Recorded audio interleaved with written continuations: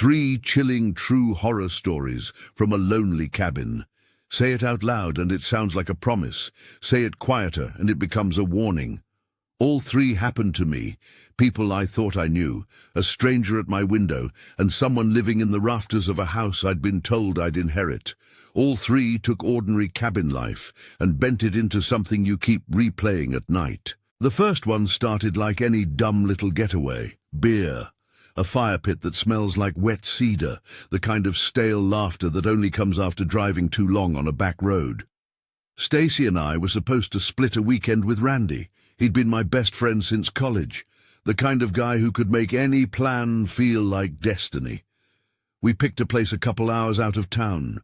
2 bedrooms, a sagging porch, windows that threw the pines into weird house-shaped prisms. It was the kind of cabin that feels private even when it isn't, perfect for a couple of days of no notifications and burnt marshmallows.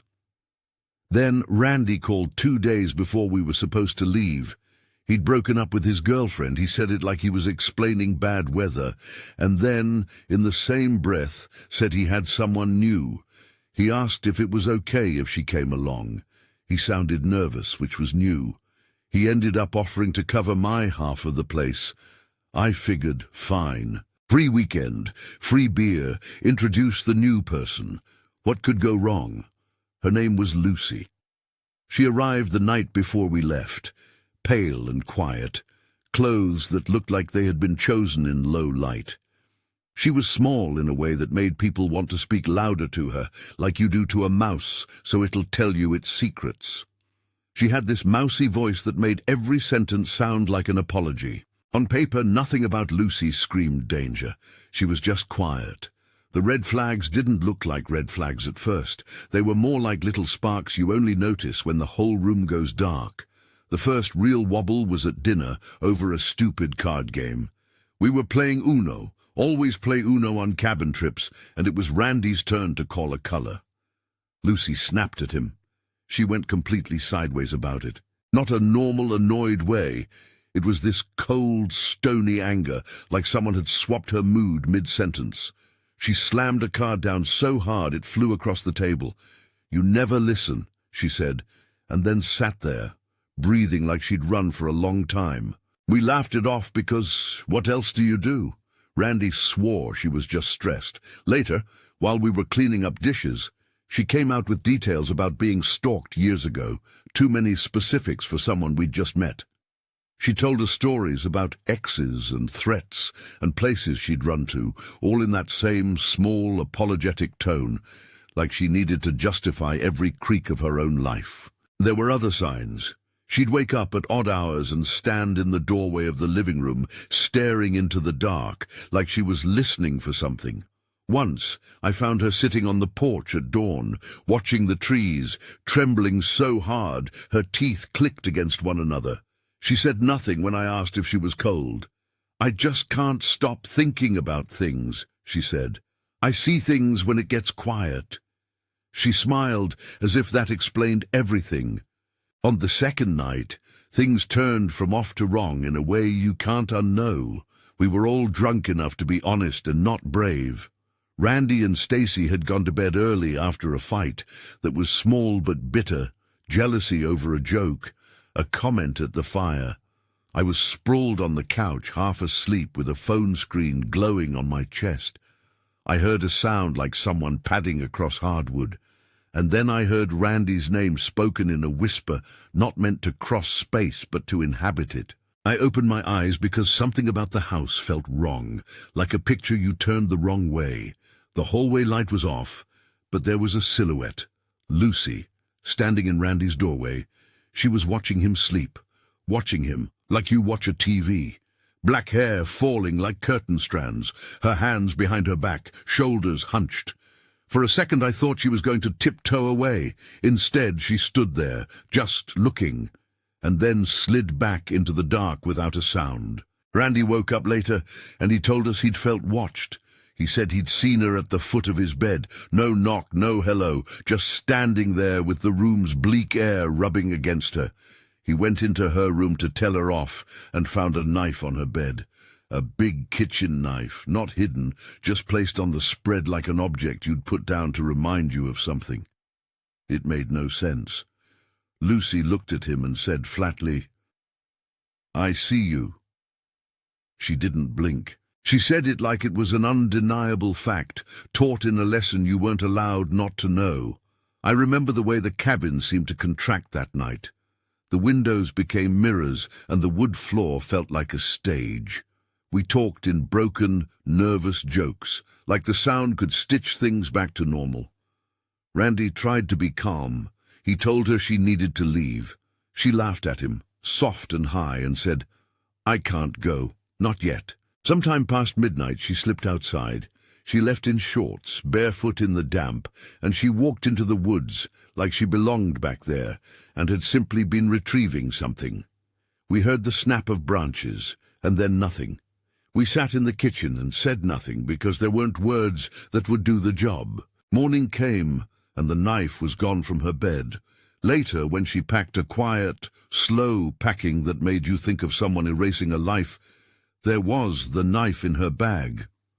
I don't know if she'd brought it in and set it down earlier, or if she'd picked it up and packed it silently, like a thing you fold into your own history. She left a note that said she needed space. There was no apology. There was no explanation. She vanished after that, not in the dramatic Trail of Clues way of movies. She vanished like a name you say in a room and no one remembers. Randy stopped answering texts about what happened. I tried to look her up later. Phone numbers, social media, nothing.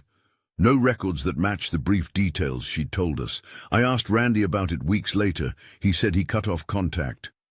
She was unstable, he told me, and then clammed up like he'd said too much. We drove home, silent. The car hummed and the smell of burnt marshmallow clung to our clothes. Stacy kept replaying the worst moments like a scratched record, and I kept thinking about that line, "I see you," and the way she'd stood motionless in the doorway. It's the kind of detail that lodges in your head because it makes no practical sense. What did she see? Who was she seeing? Had she meant Randy as the target, or was her gaze wider, like she was searching for anyone who fit a shape she'd already made in her head? There are things you do when something like that happens. You lock your doors, you stay in well-lit places, you stop taking calls at night. But those are small practicalities. They don't fix the feeling that someone has rearranged the rules of your world. You start looking at everyone like they might step sideways into something terrible. You start seeing the tiny ways trust can snap. After we left the cabin, the three of us pretended it never happened at first. Jokes about the woods, ribbing about who would make the worst squatter. That kind of humor keeps a lid on terror for a little while. Then every little detail bled through. Randy's refusal to talk, Lucy's absence from any record I could find, the way the image of her standing in the dark kept materializing while I was trying to sleep. We didn't know if she intended harm. We didn't know if she'd been running from something worse than we could guess. The only thing that felt certain was the instability of certainty itself. A person can be present and unknown at the same time. We sold that cabin months later, not because of Lucy alone. Other, more boring things pushed the sale, but the weekend left a stain. Every creak in an old floorboard sounded like a memory of that knife on the quilt and those quiet little statements like they were instructions. You learn new rules about safety after something like that. You learn not to assume that someone's quiet is harmless. You learn to back away from the polite edge of a smile if the rest of the person doesn't match it. If this kind of true cabin horror is your thing, quiet, slow, the way a normal place becomes unsafe, then hit like and tell me in the comments which part of that weekend freaked you out the most. Was it the knife? The disappearance? The way someone could be in a room and not belong there? I want to know what got under your skin. I go to cabins because I like the quiet. I like being cut off from the city and its small, constant demands. I like that the only company is the crack of a fire and the way the wind moves through the eaves. Cabin trips refreshed me until the night I almost let a man inside. I'd been doing weekend getaways solo for a while, little retreats to clear my head. There's a rhythm to it. Park the car, light a fire, read, sleep, hike, repeat. I had a particular cabin I went to often. Close enough for the drive to be bearable, far enough to make your phone lose interest in you. The place sat on a little rise, and the porch faced the road so you could watch headlights become ghosts. I liked that the house had a habit of being empty. It made the silence feel like something I'd earned. That weekend, the sky was a low, wet grey.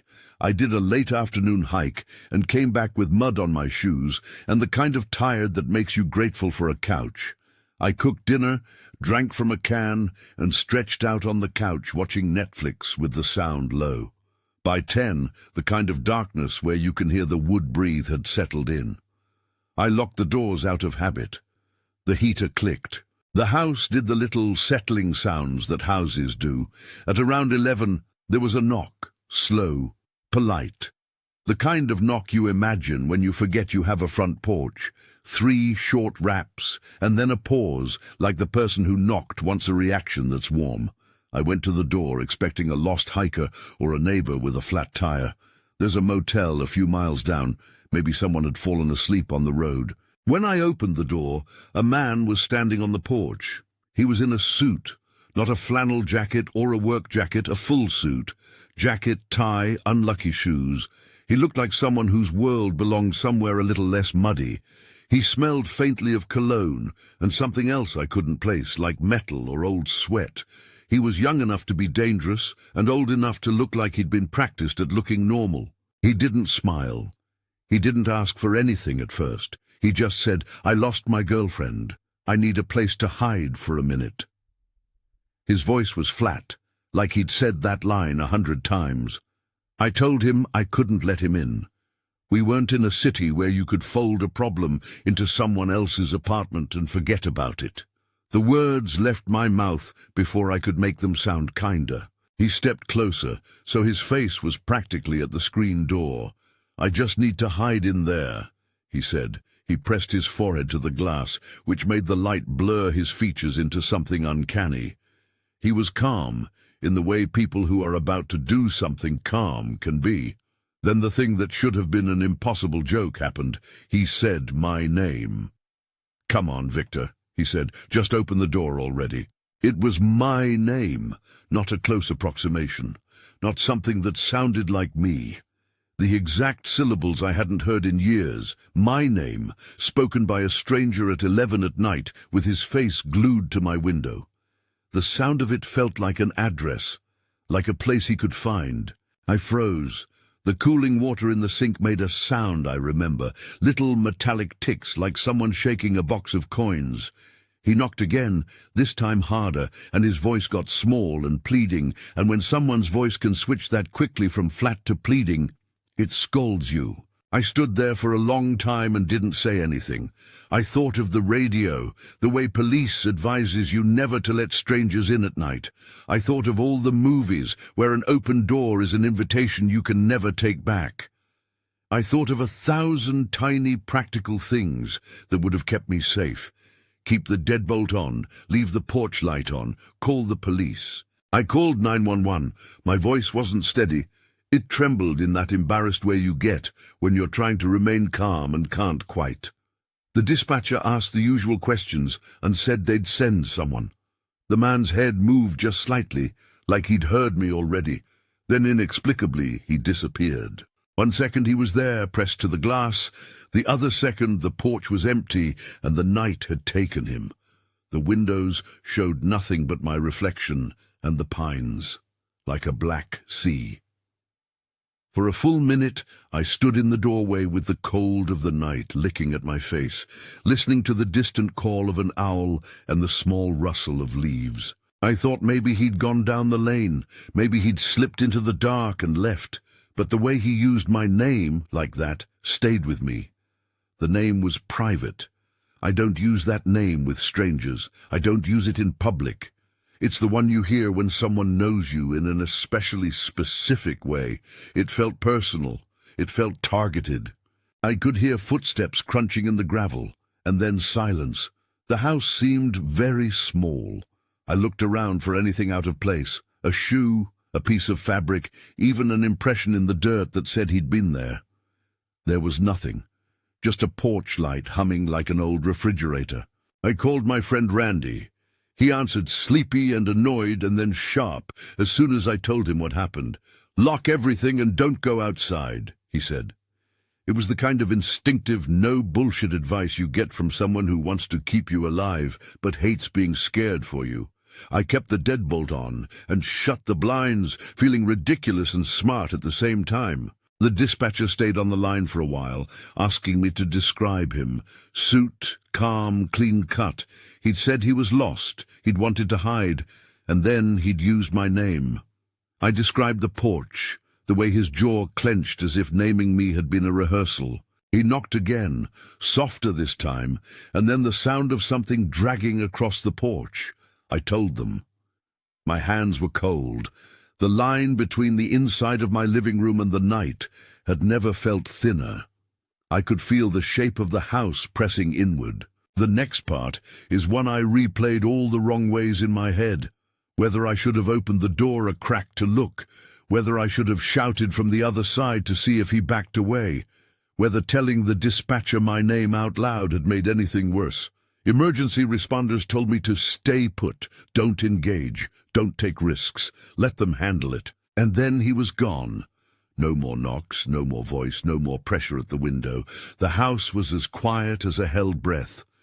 I stood in the dark and waited for the sound of sirens, the bark of two-way radios, anything to break the hold of that silence. It felt like being underwater, like someone had swallowed the world and was holding it there.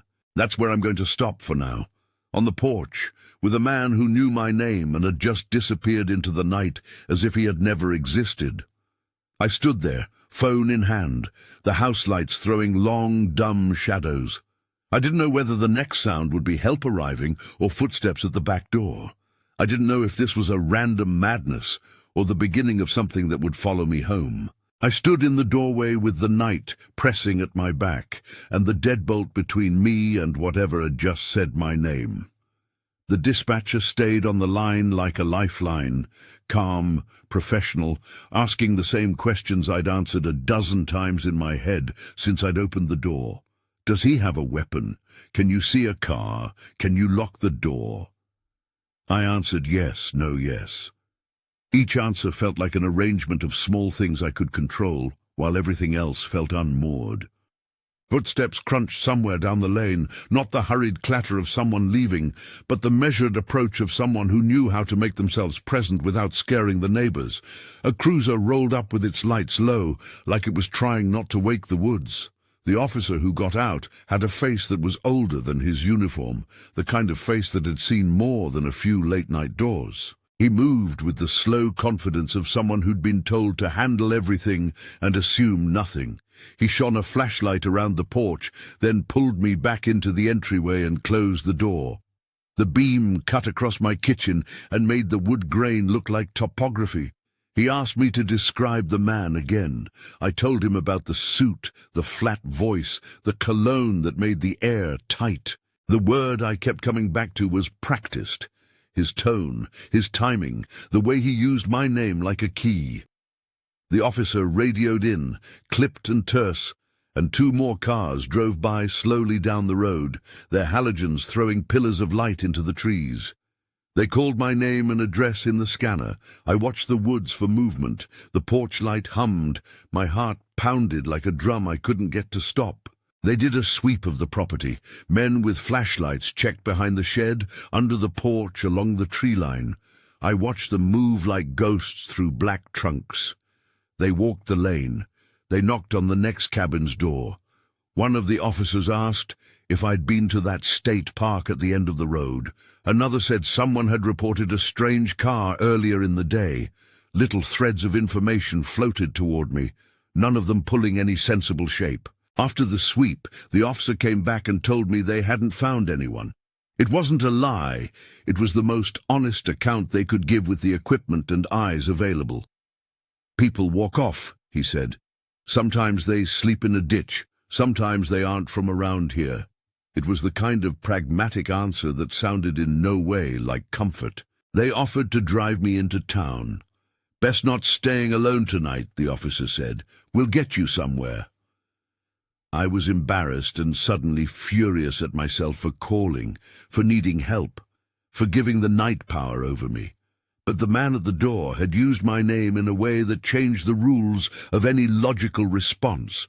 So I let the officer pile me into the back of a cruiser, and we drove into town with the radio chirping questions I didn't know the answers to. When we walked back toward my car at the end of the block, the plan was to drive it to a hotel after a patrol ran by my place again. I saw the tires. Someone had slashed them. 4 neat, slow cuts across rubber that felt like someone had methodically chosen their move. The leather of the seat was damp from the night air. The headlights threw a rectangle on the pavement that made the cuts look theatrical. I remember the sound of my own breath as if it were an audience clapping at a terrible reveal. The officer didn't touch anything. He took photos with his phone and called in for a unit to come log the damage. "Looks deliberate," he said, only in the way a report states facts. He didn't offer theories. He just wrote them down and recorded my information. The fact that my car had been vandalized while I was inside the cabin, while someone had been literally at my porch, added a new angle to the night's story. Had the suit man been waiting for me inside while someone else worked on the tires? Had he slashed them once I was distracted on the phone, or had he returned later? We didn't know. We don't know. I slept poorly at the motel. The room smelled like industrial soap and air freshener, the kind of smell that tries to erase the memory of other odors and fails. I kept waking up and checking the locks, listening for the sound of a shoe against pavement. Morning felt thin and fragile. The officer who came by the next afternoon was sympathetic in the way people in small towns reserve for neighbors and strangers alike. He handed me a card and told me to call if I saw anything suspicious, which was advice that felt both necessary and useless. Weeks passed. I changed my routine. I started using a different cabin, farther, and with a neighbor who kept odd hours. I told fewer people the exact dates of my trips. I stopped using my full name in public socials. I started to assume everyone might know more than they'd let on. The episode became an ache behind my ribs, a tenderness I kept poking at for no clear purpose. I asked myself 100 times whether I had misread the scene, whether I'd been dramatic. But then I remembered the way his mouth had made my name, like he'd practiced it, like it had a hold over him, and doubt settled back down like a permanent resident. I never found out who that man in a suit was. The police logged an incident and moved on in the quiet way institutions do. They offered no narrative about motive or identity because they didn't have one. People suggested things. Maybe he'd been a disturbed ex-boyfriend from someone who lived nearby, someone who used an old name my family had once called me. Maybe he was just lost. The simplest explanations felt unsatisfying next to the jolt of being named by a stranger in the dark. The not knowing becomes its own terror after a while. It gnaws at the edges of otherwise ordinary things. I'd see a man in a suit now and my stomach would drop. I'd hear someone call my name from a porch and my hands would go cold. The cabin that had once offered me escape now read like a place where boundaries blur, where the space between safe and unsafe is very slight and very real. A few months later, when my father died, I drove out to the property he'd owned for years. It was one of those cabins that holds the shape of a life, but not the smell. My father and I hadn't been close. We'd been a decade of polite phone calls and dinners where we sat on opposite sides of a table and did more small talk than conversation. The cabin had been his small kingdom. When he died, it was left to me in a will that felt, at the time, both like an obligation and a responsibility. I went up to sort things out. I half expected to find a house that felt like him, like the smell of his cigarettes and old coffee, like the half-read paper by his chair. Instead, the place smelled like nothing so much as neglect, stale air and old wood, a faint hint of something that could only be described as rot. The windows were smeared with long-ago rain, and dust lay across the mantel like a skin. I walked from room to room with boxes and a trash bag, imagining how I'd list it, how I'd stage it, what color to paint the living room to make it home. The attic ladder was down when I walked into the kitchen and turned the corner. It wasn't supposed to be down. The ladder had a metal ring you cranked, and then it folded up into a small maw of darkness. When pulled open, it gave you a glimpse into the house's bones. There was trash near it, a stack of cans, a broken chair, a plastic bag with something that left a greasy ring on the floor. I trained my flashlight up into that small square and smelled heat and stale breath and something that made my nose crumple. At first, I thought it was raccoons or a stray animal that had gotten in and nested. The smell was worse than I expected for a month of disuse. Then I noticed fresh tracks in the dust on the kitchen floor, lightweight boot prints, a dragging pattern, the kind of carelessness that comes from someone trying to make themselves at home without being obvious about it. The blanket I found folded on the couch was still warm to the touch, as if someone had used it recently. Those were practical things, signs you can see and record, but they spoke to a deeper discomfort. My father's house, meant as an inheritance of memory, had been used as a shelter by somebody else. That night, while I was hauling boxes into the living room and trying to find some of my father's old tools, I heard something above me. At first it was a small rustle, like a bird in the eaves, and then a heavier sound, a kind of deliberate scuffing, as if someone were walking across collapsing insulation. The house has a way of amplifying small noises. Every floorboard was suddenly a voice. I froze and listened. The sound repeated, and then I heard the faint scrape of the attic hatch moving where someone had closed it too gently. I crept to the stairway and looked up into the square of attic light. For a moment, I thought it was just a shadow of a branch. Then the ladder banged. It fell fully open with a thud that made my teeth rattle. I remember the exact way the light above the ladder scanned across dust motes like a shaken jar of stars. A blanket slipped, and the shape of a boot, big and mangy, moved beneath it. It was as if the thing under the blanket had been pretending to be laundry. I did the worst possible mixture of things. I yelped and then I ran. I grabbed my keys and shoved my arms through my jacket and ran for the yard like someone who had shortcutted all possible caution. The man bolted out of the cabin a heartbeat later, dragging something that looked like a pack. He was a shadow with dirty hair and a stubbled face. He stopped at the edge of the porch and stood, watching me as if he were a sentinel guarding something he'd chosen to defend. He didn't shout or move to stop me.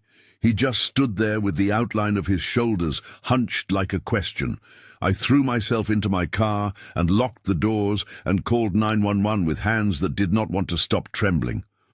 When the officer arrived, he walked into the cabin with me and looked at the attic entry, the blanket, the trash. He listened to what I said and then told me what you don't expect to hear, that people use vacant houses to live in. They find a corner, he said. They pick your house because it looks empty and they've got no one to check on it. He used the word squatter, which is a dry word for a human being who has been using someone else's walls to keep themselves from cold. The officer said it appeared the man had been living there for months. There were cigarette butts, empty cans, makeshift bedding, evidence of a person who'd made the attic into a kind of room. No one could say whether he'd been dangerous. He looked rough, but not necessarily violent. The problem is, not necessarily, doesn't protect you from the feeling of being invaded. I had spent my life wanting some piece of him, some tether to the man my father was, and instead I found that another man had been sharing the same rafters without my knowledge. It felt obscene and intimate at the same time. I didn't go back in. I hired people to clean the place out. I hired someone to board up the windows. I sold it within months because every time I thought about the cabin, I imagined that blanket and that boot. The practical decisions, cleaners, locksmiths, a real estate agent, were a way to put a fence around the mess. They were an attempt to put some distance between me and the smell, and the possibility that my father's private things had been touched or rifled through. Selling the cabin didn't feel like closure. It felt like moving a bruise from one part of your life to another. You can paint over a wall and haul out a box of your father's shirts and stage the living room to look presentable, but none of that changes what happened under the rafters. The place where memory and decay met had been altered by someone else's survival strategy, and that leaves a mark you can't sand out. When I think back on these 3 episodes, the quiet, threatening presence of Lucy, the man in a suit who said my name, the mangy occupant in my father's attic, they cluster together in my mind, not because they are of the same kind, but because of how cabins create the conditions for them. Cabins are small. They have thin walls. They invite you into intimacy with nothing but wood and air. They make your private life visible to the wrong person, and they make a stranger's intentions impossible to read from across a porch. Isolation makes you easy to watch. The night gives people cover. The familiarity of a room makes an intruder's presence feel obscene. A voice through a window is both less and more frightening than a person in uniform at your door. It is less because a voice can't touch you, and more because a voice can pretend to know you. Someone who calls your name from the dark implies a story you might not be part of, but that they are holding close. And then there's the way uncertainty curls around the event and refuses to leave. None of these stories ended with a solid answer. Lucy disappeared. No records matched what she'd told us. The man in the suit vanished into night after calling me by a name I haven't used in years. My tires were slashed, and I never learned whether that was a coincidence or a part of a plan. The attic had housed someone who'd been living there for months, but we never discovered how he'd chosen our house, whether he was dangerous or what his history was. They leave you with questions that snap like echoes against an empty cabin wall. That space of not knowing becomes a second wound. You rehearse the moments in your head and invent what you would do differently. You tell the story more than once because the telling makes you feel like you have control, that by making a record, you can turn the unknown into something solid. But telling doesn't fix the earlier moment where your world rearranged itself into a new set of risks. One thing these nights did, I'll admit, was teach me to listen better. I started to notice small details sooner: the creak of a board at an odd time, the smell of someone else's cologne, the way a person's silence can stretch into something ugly. Those attentions are practical and low-level. They don't make you brave. They don't erase the image of Lucy standing at Randy's doorway. They do, however, change how you move through any space that feels old enough to have secrets. There are other weirder after-effects. You find yourself hesitating before introducing a new person to close friends. You develop a small superstition about answers to invites. You start to test the edges of your trust, like a dog sniffing a stranger before deciding whether to bark. People close to me have noticed how I flinch at a knock. Friends joke about me carrying pepper spray, and there's truth in the tease. I learned the slow, domestic routines of safety. Light timers, check-ins, sharing an itinerary, but those little measures feel less like solutions and more like small talismans against unease. And then there's the emotional toll. You mourn an innocence you barely knew you had. You mourn a relationship that didn't exist between you and someone you thought you knew. Grief shows up in strange places, in the way you remember your father's cough, in the way you wonder if Randy ever told anyone the full story, in the way Stacy looked at me after Lucy walked out like she'd caught a glimpse of something unnameable. These are domestic griefs, not dramatic ones, shifts in how you read the world and how much you're willing to let strangers into your orbit. If you've ever spent a night alone in a cabin, you know how small sounds can become very large. The wind catches on the eaves and sounds like someone pacing. The flume of a heating vent becomes a voice. The pitch black beyond the window becomes an audience. You learn to negotiate that relationship between yourself and the dark. You decide what comfort is worth keeping, an unlocked window for the smell of pine, or a deadbolt and a clinic of light bulbs. I won't pretend I have a tidy moral to hand you. These are true events stitched together by the fact they happened to me in cabins. They're imperfect and messy and unresolved in all the ways life often is. What they taught me is as practical as it is emotional. Cabins aren't only places of rest. For a few bad actors, they can be maps to where vulnerabilities sit. The intimacy that draws you to them is the same thing that can be exploited by someone who wants to be inside your walls. Sometimes, when I drive past the turnoff to that first cabin, my hands go tight on the wheel.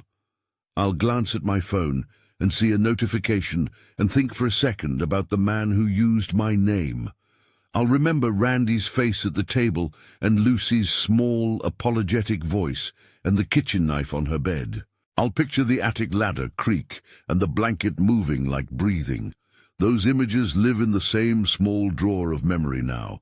When I open it, the smell of smoke from our fire pit mixes with the mechanical tang of a slashed tire and the sourness of an attic left alone too long. If you stayed with me through the first story and felt your skin go cold when I said the words knife or I see you, thank you for sticking around. If any of this resonates, if you've had your own cabin story or a night where a porch knock felt like something more, tell me. I want to know which moment stuck with you the most. Was it Lucy standing in Randy's doorway? Was it a stranger using your name behind glass? Was it finding someone had been sleeping under your father's roof? Drop it in the comments. Subscribe if you want more of these true cabin stories. I've gathered a few others that didn't make this video, and I'll put them together if there's enough interest. Share this with someone who thinks they could last a night alone in a cabin. I'd like to know if you'd survive differently than I did. In the end, these stories aren't sensational because of what happened. They're chilling because of what they left behind, a sense that a normal place can be made unsafe without fireworks, that ambiguity is its own kind of weapon, and that the quiet of a cabin can be the perfect cover for a human being who wants to move unseen. I still go out sometimes, but it's different now. I pack smarter. I tell someone when I arrive. I sleep with the porch light on more often than not. Those changes are small and practical, and they help, but they don't erase the memory. Some nights I still catch myself listening at the window, waiting for a voice that knows the name I don't give out. I still get chills when a car pulls up slowly and the headlights linger. Sometimes the world is just a string of normal moments tied together by one small, inexplicable incident, and nothing afterward can fully unpick the knot it made. If you like these stories and want more, hit subscribe and I'll keep sharing the things that kept me awake.